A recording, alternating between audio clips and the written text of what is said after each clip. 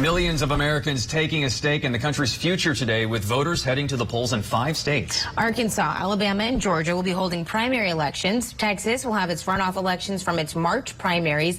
And Minnesota is holding a special primary election. Former President Donald Trump and former Vice President Mike Pence were usually on the same page during their 4 years together in office, but after clashing in the aftermath of last year's insurrection at the Capitol, the two are looking to send their party in different directions, and that is on display in today's primary elections in Georgia, specifically the governor's race. Trump supports a challenger who embraces his false election claims, while Pence sides with the incumbent. Pence campaigned for Governor Brian Kemp yesterday in an Atlanta suburb, while Trump held a tele-rally with former Senator David Perdue last night. Polling sites are now open in the state. Voters are casting ballots, not just in the governor's race, though, but also races for Senate and House seats. Georgia emerged as a key battleground state in the last election, and that's proving to be true for this year's midterms as well. Let's bring in national correspondent Mara Sirianni, who's following the Georgia primaries for us. She's live at a polling site in Cobb County this morning. Good morning, Mara. Alex and Jay, good morning. Yeah, the polls opened here in Georgia. It is decision day. About 30 seconds ago, you see some voters maybe trickling in behind me. There was just a line of people, actually. And we had record turnout in this state, which was really amazing to see. More than 800,000 people actually came out to vote ahead of Election Day. Now, you mentioned Governor Kemp. If you believe the polls in this state, they have him projected with a massive lead here against his top challenger, former State Senator David Perdue. And so yesterday we saw both of these candidates out and about in the metro Atlanta area making their final push to voters. Something that we again said was really interesting was that former Vice President Pence was with Kemp yesterday, and then Perdue held a rally. It was a tele-rally with President Trump. So former President Trump. So we know that President Trump has really been a staunch opponent. He's wanted to oust Kemp ever since the 2020 election didn't go his way in the state of Georgia.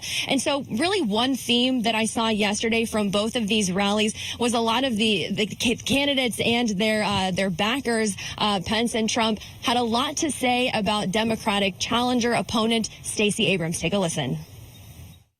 And I'm here because Brian Kemp is the only candidate in tomorrow's primary who has already defeated Stacey Abrams, whether she knows it or not.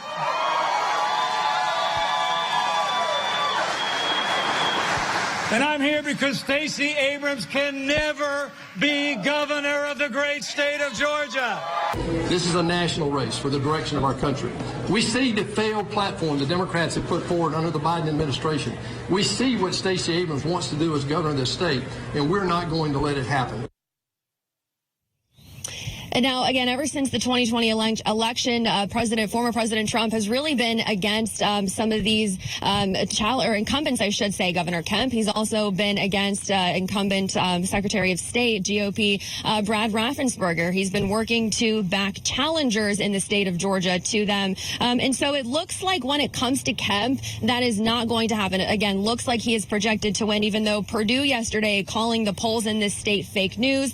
But when it comes to Raffensperger, that race we're thinking could actually go to a runoff in June. His top opponent is Congressman Jody Hice, and Hice is another Trump-backed candidate in the state of Georgia for Secretary of State. Now, in the Senate race, it does look like Herschel Walker, of course, former NFL star, is going to walk away with this thing. He's really blowing away the primary field, and he's on his way to taking on Democratic Senator Raphael Warnock in what could be one of the most expensive Senate races in history. And as we know, could ultimately determine control, balance of power in the U.S. Senate going into next year. So there's so much going on in Georgia. There's so much on the ballot this time around. Again, we see some voters behind me walking into the polls on this Election Day morning.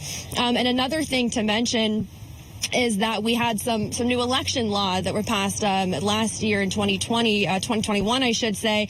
And so that's been interesting to see. But Secretary of State Brad Raffensperger has been tweeting out all week. He said that that new election law he doesn't think has hurt turnout whatsoever. So we're going to keep our pulse on this throughout the day and continue to give you updates. Back to you. A lot to watch there, and it's so interesting that you noted the fake news remark from Perdue, which is really echoing the language of former President Trump. It shows you how much sway he's having in that race right now. National correspondent Mara Sirianni in Cobb County for us. Thanks, Mara. While Georgia's governor's race is grabbing national headlines, the gubernatorial race in Arkansas has flown mostly under the radar. But what makes Arkansas politics so unique is the shift in political affiliation across the state. A once dominant Democratic state has flipped the other way and become a dominant state for the Republicans. And a prime example of that is the governor's office. Since 1900, Arkansas had only elected 4 Republican governors, 2 of them in the last 25 years. Mike Huckabee served for 10 years while Asa Hutchinson is completing his 8-year term. Joining us to add some insight is Dr. Janine Perry, professor of political science at the University of Arkansas and the director of the Arkansas Poll, which collects opinion information on policy and politics. Thank you so much for joining and welcome to the show. So what is driving this shift in Arkansas politics? Why are Democrats not succeeding in the statewide elections? Well, thank you so much for knowing that Arkansas went very swiftly from being one of the bluest to one of the reddest in the country just between 2010 and 2014. But there are really 2 things that happened at basically the same time. The first one is similar to what happened nationwide, which is the role of the Tea Party movement in so successfully and kind of vehemently casting the Affordable Care Act or Obamacare as this massive government overreach that, wasn't going to serve, quote unquote, regular Americans well. That spoke to a lot of Arkansans who had been voting blue, but had been moderate to the conservative side in terms of ideology.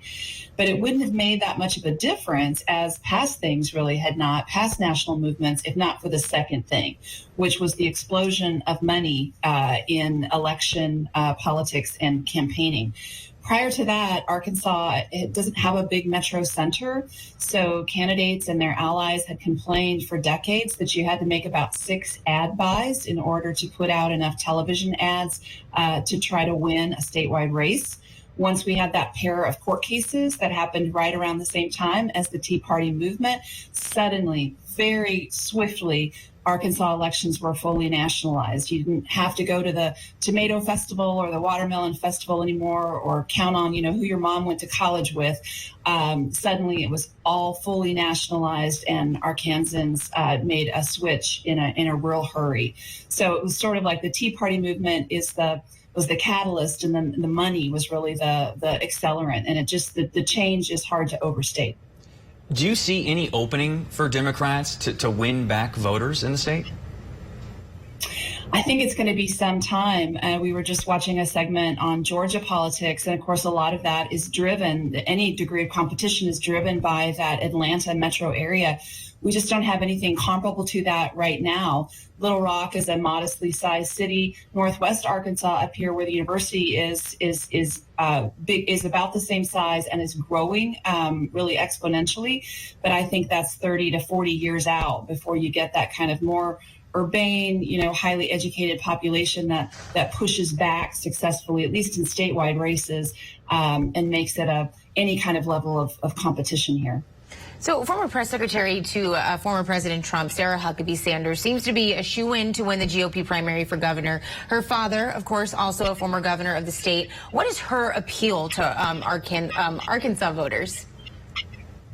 Well, there are 2 things that are getting a lot of attention, and I'd mention a third thing. One is certainly that in the very early years of the Trump administration, she was literally his mouthpiece as the White House spokesperson. And that just, gave her the kind of brand that, as I just mentioned, had, suddenly become the brand everybody wanted to hitch their wagon to here in the state, with that massive shift to the Trump brand of Republican politics. And then the second thing, of course, is, as you all mentioned, she does carry that Huckabee name. Mike Huckabee was one of the rare Republicans in Arkansas politics well into the 21st century. But he had really good approval ratings for all but maybe 2 or 3 years when he got tangled up in a school consolidation fight here. But even then, his approval ratings were above 50%, but they often were into the 60s and up to 70%. So it's a popular name here in a lot of households. It gathers votes. And then the third thing I think that gets overlooked is she's a massive master strategist, and she has been since she was in her 20s. Campaign tactics are, I guess, maybe what she was born and bred on, but she pulled John Bozeman. She was his campaign manager in 2010, right as this process of realignment happened in Arkansas. He was in an 8-way primary to be the Republican in the U.S. Senate race against the then incumbent Democrat Blanche Lincoln. And he came out of that without the need for a runoff. Just mathematically, that is telling. So this is someone who is a master tactician. She knows what she's doing. So you take those three things in combination, and you get the juggernaut that Sarah Huckabee Sanders is in this state.